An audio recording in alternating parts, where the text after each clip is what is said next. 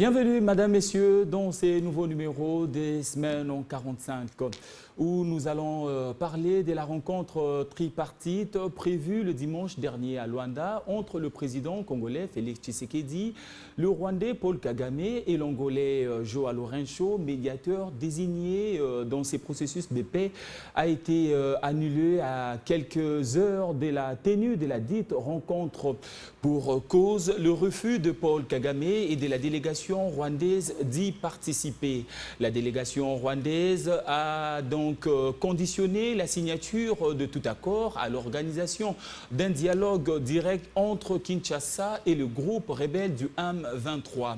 En revanche, cette proposition a toujours été rejetée par la République démocratique du Congo, qui a toujours qualifié le M23 d'un groupe terroriste, refusant donc d'accorder, allais-je dire, toute légitimité à ces rebelles. L'annulation de ces tripartites est perçue comme un nouveau revers pour ce qui est le processus de médiation angolaise. Rappelons ici que la réunion ministérielle de samedi, la veille de pourparlers du tripartite, avait déjà connu un retard de 6 heures dû à l'arrivée tardive de la délégation rwandaise, perturbant l'agenda initial, empêchant donc la tenue d'une audience symbolique entre João Lourenço, le président angolais, et les différentes délégations prenant part donc à cette rencontre ministérielle. D'une pierre deux coups, nous ferons aussi le point sur la question sécuritaire actuelle dans la partie est de la République démocratique du Congo. Et pour décrypter cette actualité, Semaine en 45 reçoit pour vous sur ces plateaux Emmanuel Tshibambe, qui est cadre UDPS Tshisekedi. Nous allons donc parler avec lui autour de cette thématique. Emmanuel Tshibambe, bienvenue dans Semaine en 45. Merci beaucoup, cher ami. Je dis bonjour à vous et à nos débatteurs. Merci pour l'honneur que vous me faites pour une première dans l'histoire. Enfin, je suis invité à Digital Congo. Tout l'honneur est pour nous de vous recevoir dans ces plateaux. Et de l'autre côté, nous allons aussi décrypter cette actualité avec Joseph Edeba, qui est président fédéral Lukunga 1 et cadre LGD. Joseph Edeba, bienvenue dans Semaine en 45. Merci, cher Ruffin, pour l'invitation d'aujourd'hui. Je commence par saluer d'abord nos compatriotes qui sont en proie à la guerre à l'est du pays. Je salue également tous les téléspectateurs de votre émission, partout où ils sont. Évidemment, je vous salue. Je salue aussi mon co-débatteur. J'espère que nous aurons un très bon débat, un échange instructif, parce que les gens qui nous attendent espèrent tirer quelque chose de bon au travers de nos échanges à la télé. Donc, c'est cela. Par contre, je rappelle que vous êtes un habitué de cette émission. Voilà donc. Emmanuel Tshibambe, je commence donc avec vous sur cette question, sur cette problématique épineuse où nous avons tous eu à vivre le dimanche dernier, le président rwandais qui décline au dernier moment la rencontre tripartite entre le côté congolais et puis le côté angolais qui joue le médiateur. La délégation rwandaise n'a pas pu se présenter à cette rencontre, boycottant ainsi cette réunion qui voulait donc une signature de la paix, surtout dans la partie est de la République démocratique du Congo, puisque c'est de ça qu'il s'agit, et aussi faire en sorte que le soldat rwandais puisse sortir de zones occupées de la RDC. Quand vous avez reçu cette nouvelle où le Rwanda a eu à boycotter cette réunion tripartite, quelle est votre analyse d'entrée de jeu que vous pouvez faire autour de cette problématique? Bon, tout de suite, j'avais compris que M. Kagame, ne voulant pas la paix dans la partie, dans la sous-région, et que se sentant asphyxié, suffoqué par la diplomatie agissante et éloquente du président de la République, Félix-Antoine Tshisekedi Tshilombo, et du gouvernement de la République, il n'avait pas de choix que de boycotter. Ça, c'est l'analyse faite en tant qu'analyste, en tant qu'observateur de la scène politique de notre pays. Pourquoi je dis ça? Vous savez, cette question, beaucoup de gens l'étalent comme si c'était une première rencontre. Or, les gens doivent se rappeler que avant le processus de Luanda, il y a eu le processus de Nairobi. Le processus de Luanda, c'est juste, c'est le prolongement du processus de Nairobi. C'est la suite logique du processus de Nairobi.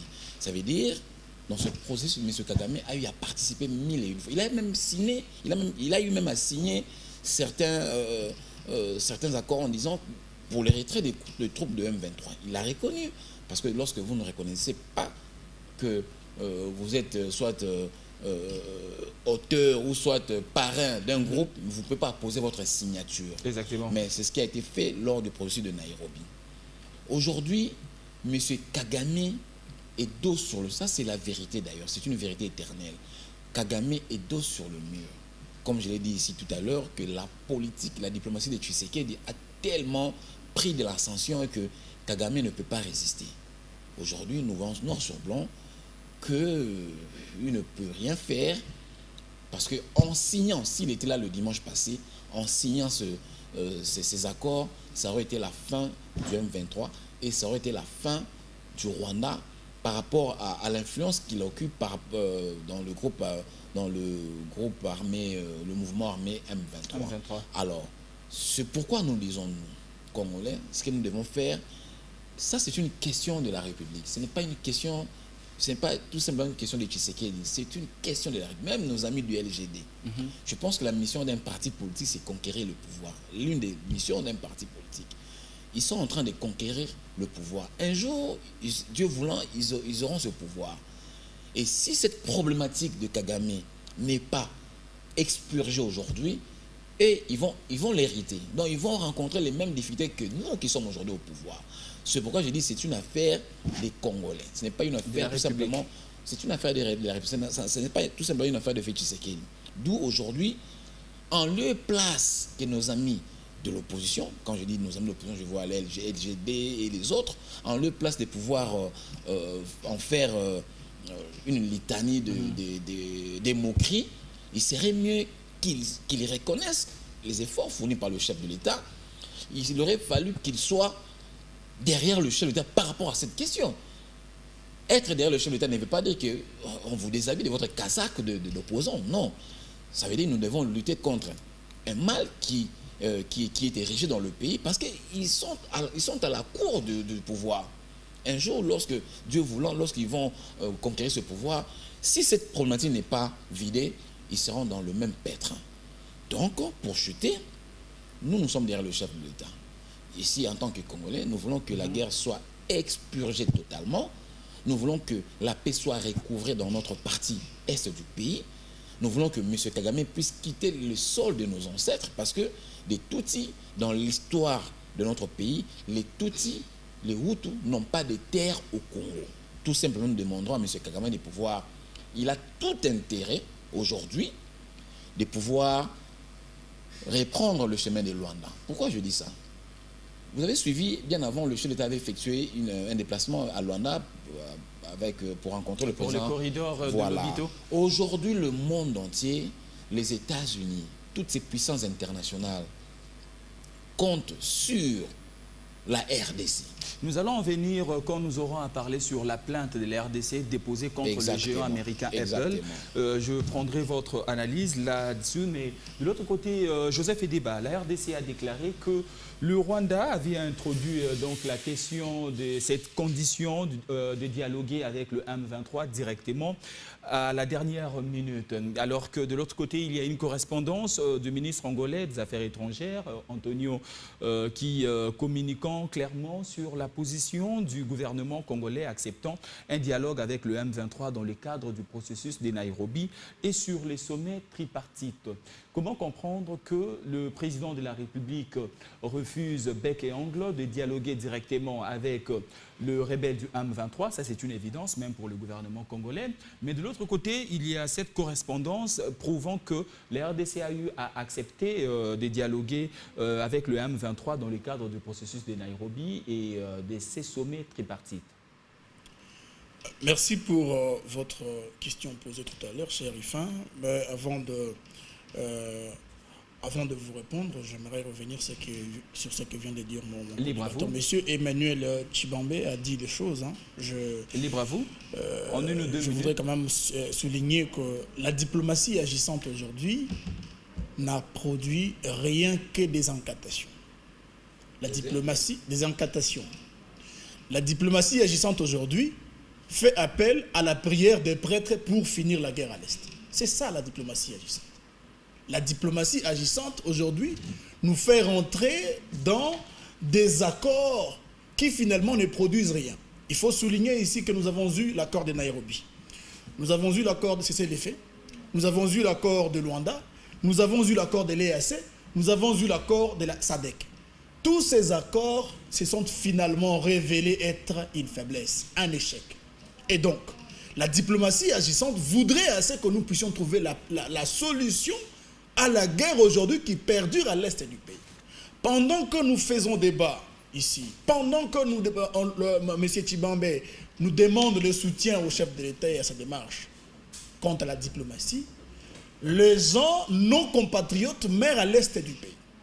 Pendant que nous débattons ici sur l'efficacité des actions du gouvernement, nous perdons au fur et à mesure de territoires qui sont contrôlés par l'ennemi à l'est.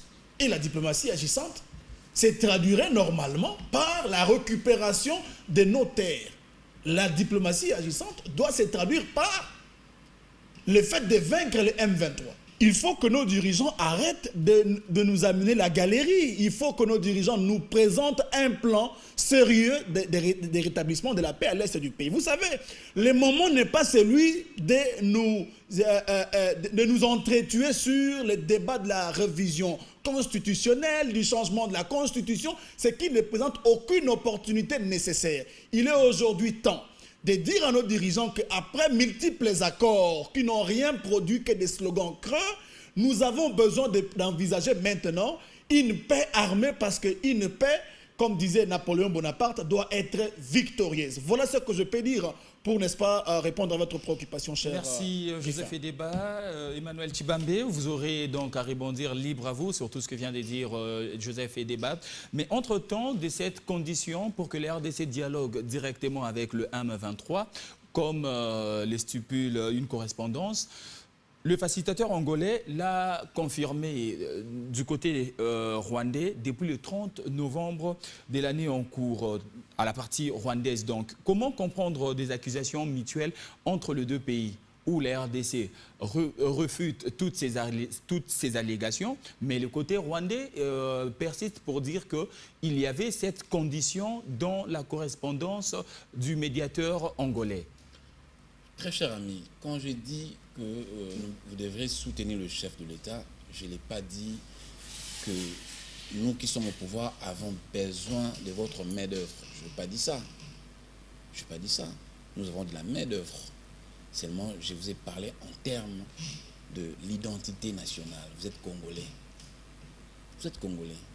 À moins que vous me disiez que vous avez une autre nationalité. En tout cas, moi, je suis Congolais. Je n'ai qu'une seule nationalité. Si en ces termes-là, il ne faut pas traficoter mes propos. Pourquoi je dis ça? Parce que je vois que vous êtes politique. Vous œuvrez dans un parti politique. J'ose croire votre parti politique, votre leader, espère un jour conquérir le pouvoir. C'est en ces termes-là que je parle. Et quand le chef de l'État, je crois ici aussi, si j'ai bonne mémoire, s'adressant aux prêtres, disant que vous devez prier pour que la paix soit recouvrée dans notre pays.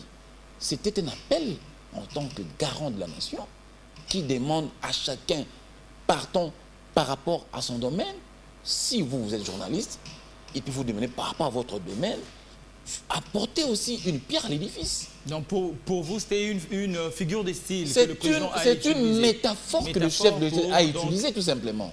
C'est ça, c'est pas pour moi, c'est exactement ça. Je sais de quoi je parle, je suis expert en communication. Lorsque vous écoutez ce discours du chef de l'État, il a demandé à chacun des Congolais où se trouve, chacun dans son domaine, bien entendu, faites quelque chose pour que la paix soit recouvrée totalement dans notre pays. Ce n'est pas qu'il était là en train de guerroyer, en train de claironner, non, prier pour... Non, c'était une métaphore que le chef avait utilisée. Donc, il ne faut pas... faut pas tronquer les propos du chef. Je sais que vous en êtes expert, mais il faut vraiment éviter, vous de l'opposition, quand le chef dit « Oh, vous les transformez, ça devient cul, ça devient je ne sais pas vraiment quoi ». Donc, il faut bien, heureusement nous sommes là pour rétablir chaque fois la vérité, lorsque vous tenterez de pouvoir tronquer les propos du chef de l'État.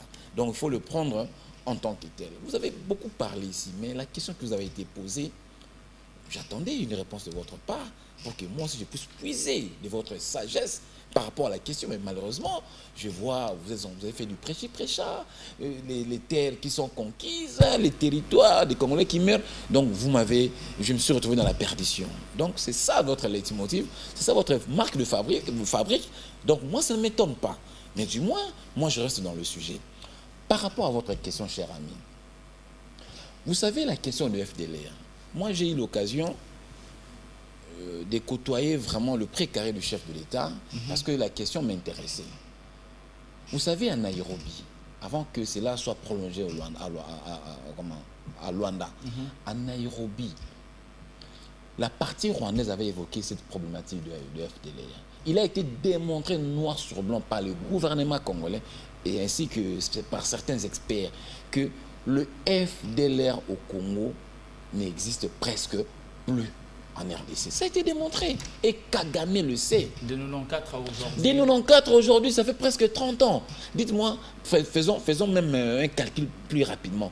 Un militaire qui avait 40 ans, 50 ans à 94, aujourd'hui il aura 80 ans. Est-ce qu'il sera encore actif? Dans le processus de Luanda, il a été démontré par des experts, même par la partie congolaise. Et même la facilitation de l'époque, le Kenya avait approuvé, tout le monde avait approuvé. Pour dire à Kagame, écoutez, la problématique de FDLR au Congo ne se pose plus. Ça ne se pose plus. Et plus. Heureusement, la partie congolaise avait démontré, tout ce que je vous dis, c'est la partie congolaise qui avait brandi noir sur blanc. Et puis, le gouvernement de la RDC était prêt de pouvoir collaborer en faisant de patrouilles mixtes. Si vous avez peur qu'il y a des FDLR entre guillemets, c'est juste une astuce. Ce sont des attrape-nigauds, comme on dit en français. Ce sont des attrape-nigauds. Mais nous avons quand même eu à accepter de sortir les FDLR et en même temps que le Rwanda puisse sortir ses 4000 soldats dans nos zones, dans nos territoires, au sein de la République démocratique du Congo. Vous savez, ce mouvement d'FDLR, en RDC, ce sont des mouvements résiduels. Je vous ai dit, cher ami, ça n'existe plus. Quand je vous dis ça, je ne suis pas venu relater ma vie ici. Cher ami, j'ai été conseiller, excusez-moi, j'ai été conseiller à la vice-primature de l'Intérieur pendant 3 ans dans ce pays, moi, avec le VPM Daniel Asselokito, que je salue, l'honorable. J'ai eu à parcourir la partie est de la RDC. Je vous dis des choses. Vous avez beaucoup d'entre nous ici au pays, beaucoup de mes camarades co-débatteurs parlent de la partie est. Ils n'ont jamais foulé. Ils ne savent pas la réalité, cher ami. Je ne dis pas que moi je suis expert en ça, non. Je dis, j'ai quand même eu l'occasion. J'ai fréquenté des autorités, des preneurs de décision. J'ai palpé du doigt la situation de l'Est. Et j'ai même la prétention de dire que j'en connais quelque chose. Cette problématique d'FDR n'existe pas. Le problème c'est lequel, Kagame sachant que toutes ces entreprises, toutes ces activités au Congo cesseront d'exister aussi longtemps qu'il signerait cet accord. Oui, il le sait. C'est comme je vous ai dit tout à l'heure ici d'entrée de jeu qu'il est dormi, il ne sait pas quoi faire, que je signe. Si je signe devant le monde entier, parce qu'il faut que les gens sachent la mission que mène Joao Lourenço, c'est une mission lui est confiée par l'Union européenne et l'Union africaine. Avant de prendre Joseph Edeba, est-ce que Joao Lourenço est clair dans sa démarche, puisque plusieurs analystes au sein de notre pays disent qu'il n'est pas clair, il joue à un double jeu. Nous sommes dans du crédit? Nous sommes dans un État démocratique. Moi, je suis démocrate. Vous lui donnez du crédit? Je vous réponds. Allez-y. Moi, je suis démocrate. Moi, j'ai appris à respecter les avis des uns et des autres. Okay. Vous savez, même moi, quand je rencontre même quelqu'un qui me dit 1 plus 1 égale 3, je ne l'insulte pas. J'accepte son opinion. Pourquoi? Ça me permettra de comprendre qu'il est idiot, que 1 plus 1 vaut 2. Ça me permettra de comprendre que non, il est idiot. Comment il ne sait pas qu'1 plus 1 égale 2? C'est ça ma nature. Donc, ceux qui disent ainsi, ils ont raison de le dire, sauf que la réalité en est autre. La réalité en est autre. Vous lui donnez donc du crédit? Vous donnez du crédit à Joao Lourenço dans cette médiation? Moi, je donne du crédit à Joao Lourenço, d'autant plus que je vois la volonté, cette volonté volontariste de pouvoir aider la RDC, de pouvoir quitter ce pétrin qui nous gangrène depuis plus de 3 décennies. Moi, je donne du crédit à Joao Lourenço jusqu'à preuve du contraire. Okay. Jusqu'à preuve du contraire. Voilà un peu ce que je pourrais dire par rapport à votre question. Merci Emmanuel Tshibambe pour d'avoir analysé cette question autour de cette correspondance où il y a cette condition introduite à la dernière minute selon les deux parties, la RDC et le Rwanda. Joseph Edeba, cette médiation angolaise dans cette crise sécuritaire à l'est de la République démocratique du Congo se présente toujours comme l'issue au bout du tunnel, comme l'espoir au bout du tunnel pour la République démocratique du Congo à ces jours, selon vous? Nous sommes en guerre, nous sommes un pays agressé, dit souvent nos amis du pouvoir. Considérant ces aspects des choses, nous sommes aussi en guerre diplomatique. Exactement. Alors, dans la guerre diplomatique, chacun de nos pays cherche à, n'est-ce pas, gagner cette bataille. Évidemment, Félix Antoine Tshisekedi a cherché à gagner, à faire accepter la responsabilité du Rwanda d'avoir sur nos sols l'armée rwandaise. Exact, il a gagné parce que les 4000 à l'appui, évidemment, il faut le dire, les agences internationales, notamment l'ONU. Au moins, vous louez cette diplomatie agissante. J'en arrive. L'ONU a commencé par le dire depuis 2002. Les rapports de 2022 l'a parlé, que le Rwanda avait ses troupes dans nos terres, dans notre pays. Et donc, en effet, nous avons gagné cette bataille-là depuis longtemps. Ce n'est pas aujourd'hui. Alors, il faut rappeler que du côté du Rwanda, ils ont gagné dans quoi? Ils ont gagné à faire accepter au président Félix Antoine Tshisekedi qu'il était en train de manœuvrer les FDLR pour attaquer les pouvoirs de Kigali. Voilà pourquoi la raison de Kagame a envoyé en RDC ses militaires pour protéger son pays de l'agression. Vous comprenez un peu la logique? C'est par rapport à l'accord du Rwanda.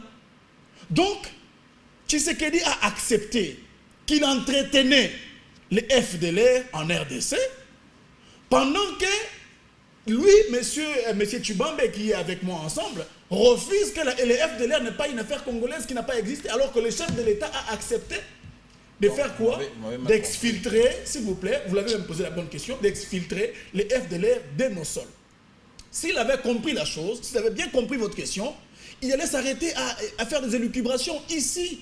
Parce que le chef de l'État a accepté de patrouiller, de composer une équipe de patrouille ensemble avec le Rwanda pour, n'est-ce pas, chasser, aller à la recherche des FDLR au Congo. Et donc, il faut retenir que les FDLR, le président Tshisekedi a accepté que c'était une affaire congolaise. Et vous allez vous souvenir encore une fois, cher Ruffin, allez-y, que le président de la République, pendant peut-être, je pense que c'était vers la campagne électorale, il a dit qu'il allait utiliser avec toute stratégie oblige, une force militaire pour évincer Kagame du pouvoir. Kagame a pris cette menace en considération. Voilà pourquoi nous avons des troupes rwandaises chez nous. Ce n'est plus à cacher. Parce que le président de la République n'a peut-être pas pesé ses mots. Il a dit qu'il était en train de vouloir menacer le pouvoir de Kagame. Kagame ne serait plus au pouvoir. Et donc, en effet, Kagame prenant ses paroles pour dire, il s'est aussi apprêté aux gymnastiques. Et il faut le retenir ici, cher Ruffin, que demander aux prêtres, tacitement, il faut le dire, il n'est pas allé, ce n'était pas dans une conférence, ce n'était pas dans le rapport, je vais dire, à faire devant le peuple, qu'il a demandé aux prêtres de prier ou aux Congolais de prier pour la nation ou pour que chacun de nous puisse intervenir afin d'instaurer la paix. Parce qu'en disant cela, vous êtes en train de dire aux Congolais que le président de la République a fait un aveu d'échec. Parce qu'il est le garant du bon fonctionnement des institutions. Et face à l'agression que nous subissons, demander les prières et demander à tous les Congolais d'agir, c'est quelque part accepter de ne pas avoir une vision à implémenter pour apporter la solution à l'est du pays. Et donc, en effet, le président Tshisekedi a échoué à instaurer la paix à l'est du pays. Voilà ce que vous dites à ceux qui vous écoutent au travers votre intervention. Alors, la responsabilité de FDLR, il faut le dire. Ça fait longtemps, les M23... Aujourd'hui, à l'est du pays, c'est un mouvement rebelle qui sème de l'instabilité, empêchant les Congolais d'agir. Ce que demandent les Congolais à l'est du pays, ce n'est pas les subventions même de vos projets de Tchilé, Gelou et autres. Les Congolais ne demandent que la paix parce qu'ils sont habitués à faire les champs, ils sont habitués à se débrouiller comme ça et de vivre. Mais cependant, nous avons des gouvernants qui ne savent pas valoriser la demande explicite des Congolais de la paix, pour s'amuser à la question de la sécurité. Vous allez vous souvenir que M. Constant Moutamba a dit non, mais on s'amuse, ce n'est pas une question de blague. Ici, il est question de, n'est-ce pas, pratiquement apporter une solution à une crise qui gangrène l'Est du pays, à une crise qui, n'est-ce pas, sème l'instabilité. Mais cependant, il faut dire que ça ne peut pas se passer sans qu'on puisse posséder un leadership de qualité et une gouvernance qui apporte évidemment des solutions aux problèmes des Congolais. Voilà les grands problèmes. Ça veut dire que nous avons des dirigeants qui, n'est-ce pas, savent pas évaluer en réalité la nécessité d'apporter la paix. Et vous savez, monsieur Rufin Koubelezo, pour terminer, vous savez que vous et moi, en tant que Congolais, nous sommes des cadres dans ce que nous faisons. Si jamais il nous arrive d'avoir une responsabilité, on est parfois dépassé. On est parfois concentré à ce que nous devons faire pour apporter des solutions. Mais cependant, vous imaginez que nous sommes dans un pays agressé où les chefs de l'État multiplient les voyages à l'étranger comme il veut. Aujourd'hui, il est à plus de 28 voyages à l'est au monde entier, à l'international. Mais est-ce que c'est pour apporter la solution à l'est du pays? J'ai dit non. Il a fait plusieurs voyages, plus de 200 pendant un mandat de 5 ans. Est-ce que c'était la solution à apporter à l'est du pays? Non. Les Congolais veulent avoir à la tête du pays un dirigeant capable d'insuffler une politique publique en matière de sécurité qui rapporte la paix au lieu de multiplier les déclarations ça et là.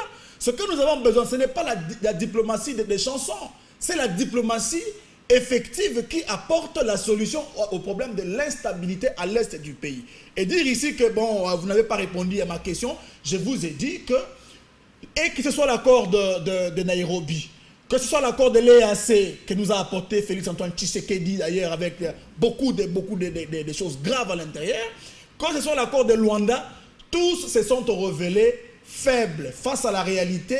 L'ennemi est en train de gagner nos territoires au jour le jour. Actuellement, la guerre est presque à Lubero, aux alentours de Lubero.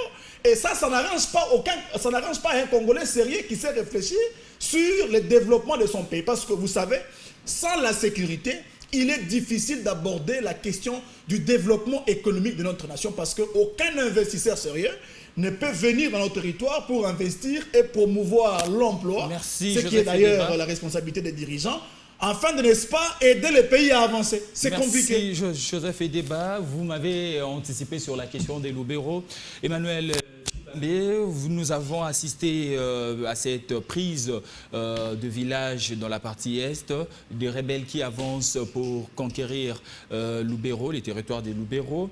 Nous avons assisté, nous avons vu des vidéos où il y a des villages que nos compatriotes désertent déjà de peur de tomber face à ces milices M23. Aujourd'hui, cette réunion tripartite n'a pas pu apporter ses fruits. Que pourrions-nous attendre de la suite des événements? Il y aura-t-il encore une rencontre tripartite qui va essayer d'apporter des accords pour la paix dans l'Est, ou nous allons faire encore de réunion en réunion pour essayer d'apporter la paix, puisque sur le terrain, le M23 et l'AFC gagnent du terrain, surtout nos territoires. Vous savez, moi, j'aime pas faire l'apologie de ce que vous dites que sur le terrain, le M23 gagne. Et c'est relayé dans nos médias. Mais non, inversement, non, ça devient une apologie. Passez-moi l'expression. Je ne stigmate pas vos propos. Quand je le dis, je vois même pas vous, mais certains de vos confrères, même dans les médias sociaux, on est tout le temps, on est submergé par des vidéos, par des annonces de certains de vos collègues. Les faits sont sacrés, Emmanuel Tshibambe, je pense que vous les connaissez. Je sais que les faits sont sacrés, mais nous devons aussi être cohérents envers nous-mêmes. Lorsque le FARDC récupère aussi du terrain, gagne du terrain, je ne vois pas une telle apologie. Je vous inviterai le jour où les FARDC vont gagner. Vous voulez faire exception, mais merci et félicitations. Je vous inviterai. Je vous ai dit, je suis un journaliste autant que vous. Exactement. En tout cas, moi, je dors, je me réveille, je mange. C'est le cycle, le sciences de l'information et de la communication. Donc, je l'ai apprise, je l'enseigne à l'université, je sais de quoi je parle. C'est dans mon domaine. Quand je dis ça, c'est parce que comme je fais, c'est tous les jours que je fais le monitoring, matin, midi, soir, au moins, 3 fois par jour, au moins. Et j'ai conclu en disant que certains de vos confrères ils font une apologie. Parce que quand je vois aussi, moi, j'ai aussi certains contacts où on me dit, écoutez, les FARDC venaient de déloger, venaient de repousser des rebelles. Mais vous verrez ces jours-là, même pas annonce, même pas un communiqué, même pas sur TikTok ou sur WhatsApp, je ne sais pas moi. Mais lorsqu'il s'agit des ennemis, et c'est tout le monde qui devient maître d'école, professeur d'élèves et moniteur, donc,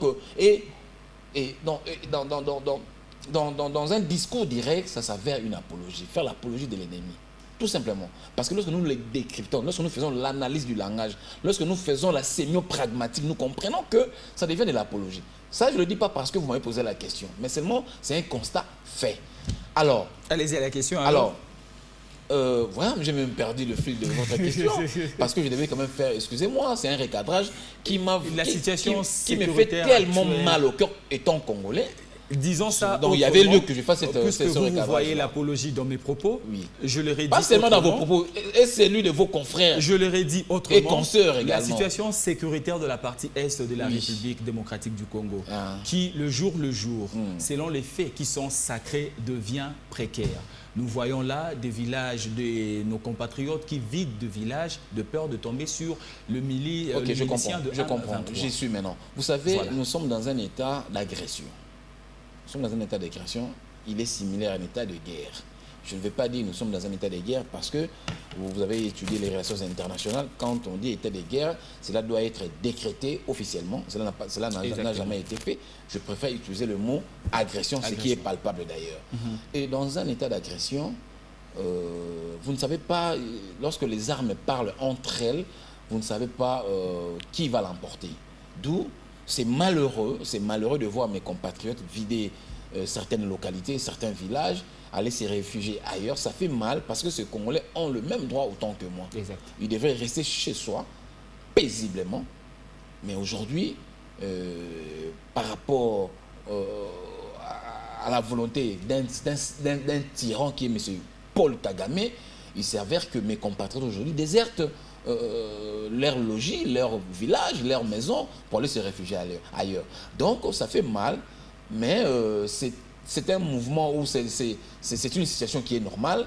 Lorsqu'il y a la guerre, les gens se déplacent, il y a toujours ce déplacement partout au monde d'ailleurs. Nous les voyons même en Russie, même en Ukraine et en Syrie.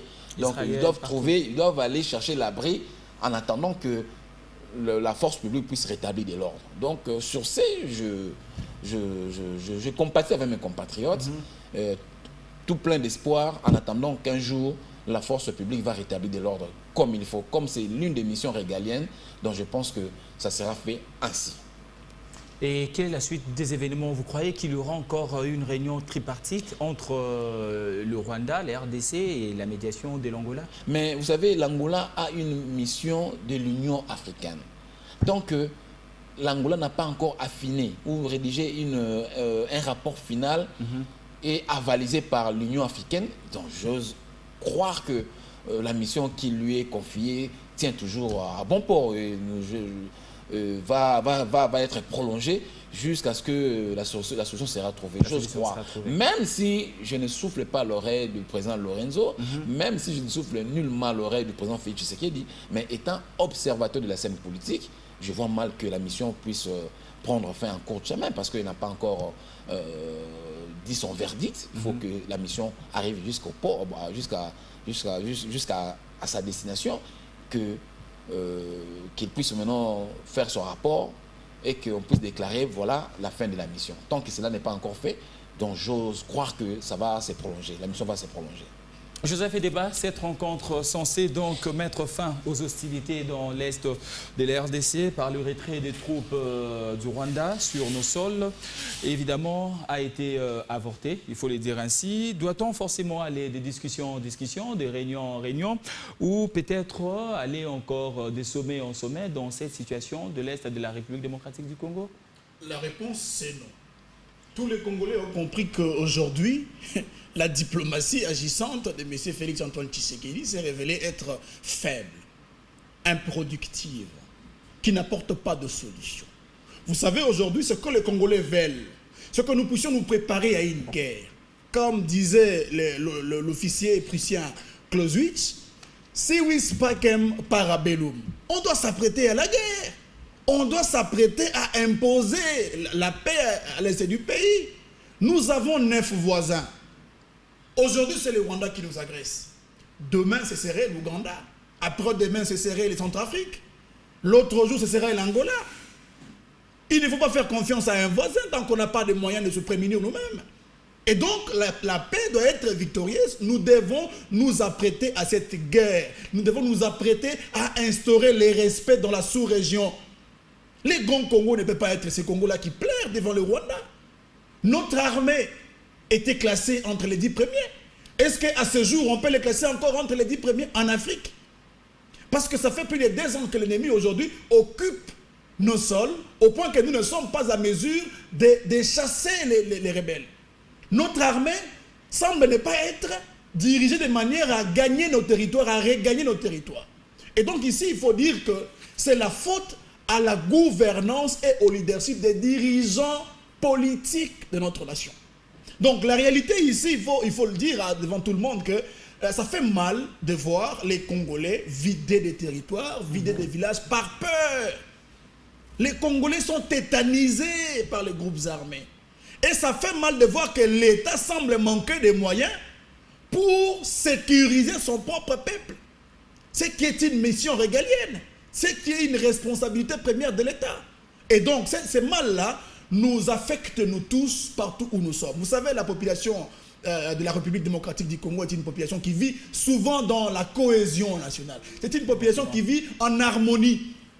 Et donc, quand l'autre doigt est menacé, nous nous sentons aussi être quelque part dérangés de la même sorte. Et donc, en effet, c'est très, très irresponsable de parler que bon, nous puissions espérer pour parler des réunions ça et là pour apporter la paix à l'est du pays. Vous savez, nous avons une proposition pour restaurer la paix à l'est du pays. Dans la logique de nous apprêter à la guerre, de nous préparer à la guerre, qu'est-ce qu'il faut faire? Exactement, exactement. Qu'est-ce qu'il faut faire exactement? Il faut nous apprêter à la guerre en restructurant notre armée, en formant nos militaires dans des académies les plus réputées au monde. Vous comprenez? C'est ce qu'a fait la Chine, c'est ce qu'ont fait beaucoup d'autres pays dans le monde. Il faut en deuxième lieu acheter ou nous approvisionner des équipements de qualité. La guerre aujourd'hui est plus allée dans le sens technologique. Vous avez suivi récemment ici qu'on avait brouillé l'est du pays, le Goma, pour que les avions atterrissent. C'était compliqué parce qu'ils n'avaient pas le contact avec la tour de contrôle. Donc la guerre n'est pas seulement les AK-47, la guerre aussi c'est la technologie, c'est les drones, c'est les missiles téléguidés et toutes ces artilleries que vous pouvez connaître. Et donc, il faut ici nous équiper, doter notre armée des équipements de qualité. Au troisième point, il faut renforcer les renseignements. Parce que vous savez qu'avec les renseignements, nous pouvons perdre une guerre. Comme nous pouvons gagner une guerre, voire nous pouvons aussi éviter une guerre seulement avec les renseignements. Mais au Congo, les renseignements est beaucoup plus connu dans l'aspect où on traque les opposants. Les renseignements est beaucoup plus entendu quand il faut arrêter les gens à la deuxième. Non, les renseignements devaient être ces renseignements, ces services-là, qui est d'ailleurs la colonne vertébrale de l'armée, qui nous met en position de force, qui sait alerter en temps où se situe l'ennemi. Et vous savez que l'AFC n'est pas au Rwanda. L'AFC est en RDC. Quand on émet un mandat d'arrêt international contre Nanga, moi ça fait quand même rigoler. Parce que Nanga existe au Congo. L'AFC est au Congo. Donc nous acceptons de faire un simulacre comme si Nanga avait fui et était quelque part. Nanga est au Congo, l'AFC est au Congo. S'il faut l'arrêter, il faut l'arrêter au Congo. Et donc en effet, pour nous, le quatrième point, il faut la discipline. Parce que vous savez que dans l'armée, la discipline compte pour quelque chose. La discipline est la mère de l'armée d'ailleurs. Vous savez que les États-Unis ont perdu face au Vietnam. Les États-Unis ont perdu face à l'Afghanistan. Pourquoi? Parce que les armées de ces pays que je viens de citer ont été organisées à faire face, non pas à l'effectif, mais à la stratégie et à la discipline. Et donc, il nous faut de la discipline dans notre armée, il nous faut de l'équipement, il nous faut un renseignement de qualité, il nous faut de la formation, il nous faut aussi des hommes. Un pays à plus de 100 millions d'habitants, où nous avons moins de 200 000 hommes dans nos rangs. Donc, il faut se poser la question qu'ici, le leadership pose un sérieux problème. Le leadership de nos gouvernants nous impose l'échec au niveau de l'échiquier national et international. Et ce que nous avons vécu en Angola, c'est une honte. Monsieur Tshisekedi nous a fait porter une honte en allant dans une réunion qui avait déjà été précédemment décidée. Et ça, nous ne pouvons pas accepter, ça n'arrange aucun Congolais que le pays puisse être humilié de la sorte. Merci Joseph Edeba. Emmanuel Tshibambe, libre à vous de rebondir, mais entre-temps, je voudrais qu'on puisse parler de cette plainte que la République démocratique du Congo a eu à déposer en Belgique et en France contre le géant américain de la technologie, Apple, pour s'approvisionner donc des minerais de sang exploités illégalement dans l'Est en passant par le Rwanda. Le plainte ou, s'il faut dire, les infractions que la RDC a retenues dans cette plainte, c'est le recel, blanchiment et pratiques commerciales trompeuses. Et donc, c'est cela la position de la RDC qui se tient par rapport à sa plainte déposée en France et en Belgique. À ce jour, Apple refute toute allégation de cette plainte-là, disant que il n'a jamais été impliqué dans cette passation de minerais de sang. Apple refuse. Que doit être la position de l'RDC à ces jours? Devrions-nous continuer dans cette démarche ou on doit se résilier? Vous savez, j'ai eu un sentiment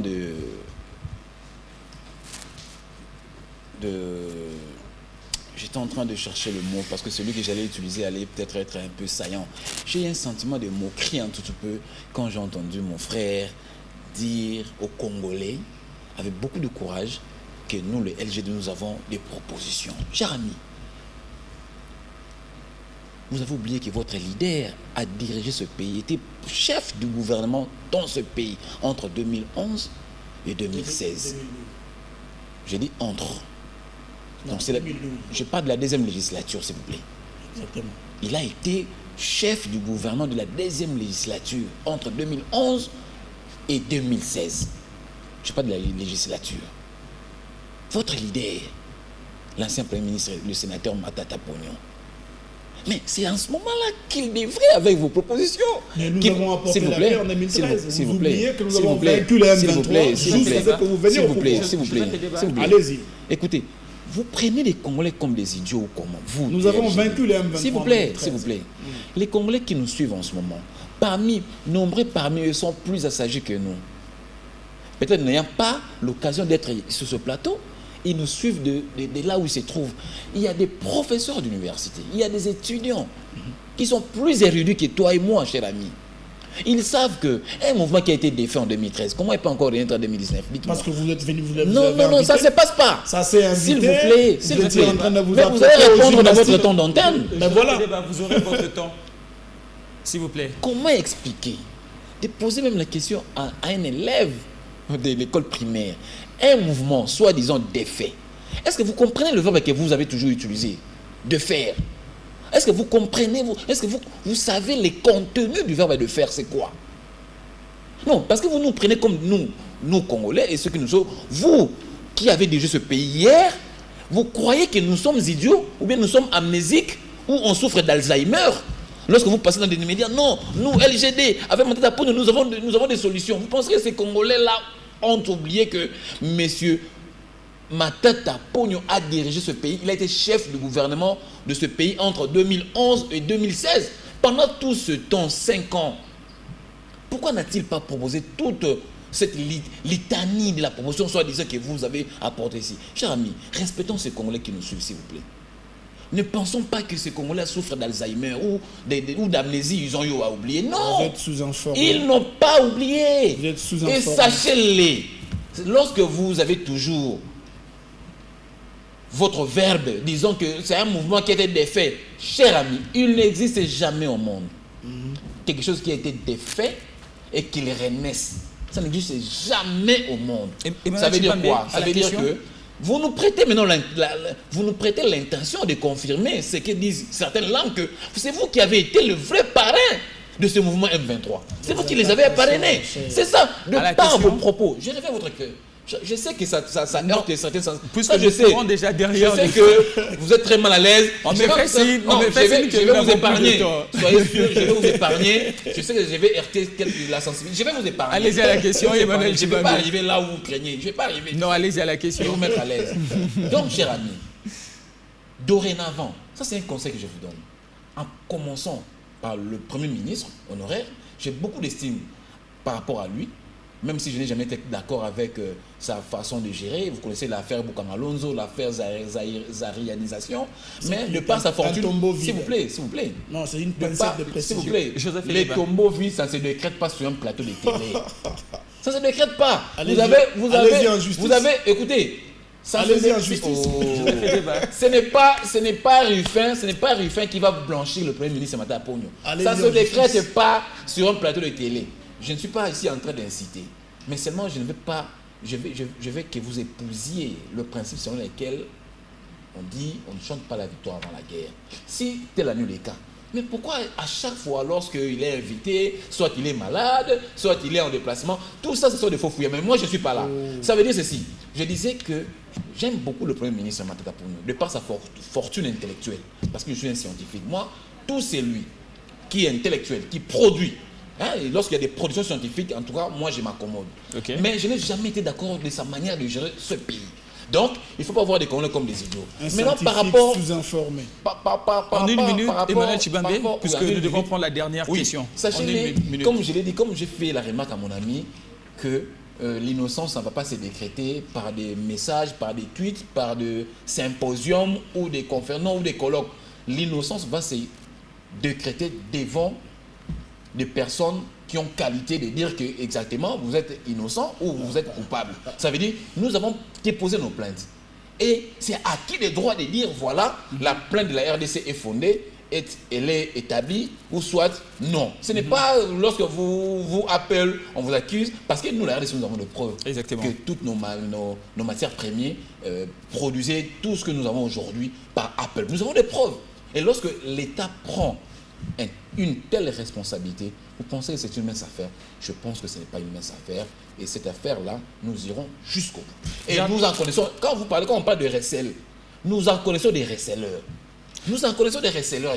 Dernière question, monsieur, une question ouverte, libre à vous de prendre la parole en premier pour finir l'émission de ces jours. Au-delà, par-dessus tous ces sommets qui se tiennent un peu de partout, de réunions, tripartites, etc., quelle est la recette de recettes à ces jours pour en fait mettre un terme à cette guerre et aussi bouter l'ennemi dehors pour définitivement faire taire les armes de la partie est de la République démocratique du Congo? Je veux répondre à la question, déjà. En 2 minutes. Puisque la diplomatie agissante a échoué, puisque Emmanuel Chibambe a reconnu ici l'aveu d'échec de gouverner ce pays et apporter des solutions à l'insécurité qu'ils ont entretenue avec la résurgence de M23, qu'ils ont invité à Kinshasa, ici, à l'avènement du pouvoir jamais suivi. Il est grand temps que nous puissions non pas nous atteler à nous rencontrer à des pourparlers ça et là, à envisager des accords, des laits à ce qu'ils nous ont apportés, à soutenir aujourd'hui la démarche de Luanda. C'est maintenant le moment de nous concentrer à envisager une solution armée. Il faut laisser de distraire les Congolais avec des débats futiles et improductifs en rapport avec les changements de la Constitution, ce qui ne représente d'ailleurs aucune opportunité. 5 ans de gérance. On veut bien à ce que la solution soit Emmanuel Chibambe. Emmanuel Chibambe. Nous voulons à ce que les Congolais puissent vivre en paix comme c'était avant que vous ne puissiez venir au pouvoir. Et donc nous exigeons, nous, les départs, soit de ces dirigeants aujourd'hui qui se révèlent être incompétents, soit nous leur imposons, nous leur demandons forcément de trouver une solution aux problématiques de la guerre à l'est du pays. Merci. Emmanuel Chibambe. Prochainement, Ruffin, quand vous allez m'inviter avec Abeba, Cher Joseph Ebeba. Non, Edeba, ce n'est pas Edeba. Lorsque vous allez m'inviter avec Edeba, nous allons parler de la problématique de la Constitution. Je vais vous démontrer comment est-ce que... Vous voyez, on n'a même pas évoqué cette problématique. Mais ils effleurent de façon un peu ramassée. Non, ils le savent. Non, laissez-moi. Ils le savent. Nous allons y revenir. Ils savent. Quand je parle, quand je dis comment je suis un scientifique non informé. Parce que merci vous avez dit des choses ici. Merci. Qui ne reflètent pas votre qualité. Laissez Manuel Tshibambe, puisque nous sommes déjà à la fin. Merci pour tout, mais sachez que moi j'ai été préparé dans tout ça. Donc je ne vais pas entrer dans votre jeu. Allez-y, en une minute. Vous savez, lorsque nous disons que la paternité du M23 leur revient, même cette problématique de la conscience dont il évoque, je pense prochainement nous allons l'évoquer. Ils le savaient qu'aujourd'hui nous en serons ici. Ils le savaient à l'époque. C'est pourquoi ils nous ont donné ce chiffon de constitution. Je répète mes propos. Le président de la République a prêté serment. Écoutez. Cher ami, le président René Coty, vous le connaissez? De la 4e République française. Quand il a fait la remise et reprise avec le président Charles de Gaulle avait prêté serment avec quelle constitution? Celle de René Coty de la 4e République. Avant que lui, Charles de Gaulle, ne puisse amener le peuple français au référendum de 58. Donc quand vous dites ça, il ne faut pas faire croire aux Congolais que cette constitution,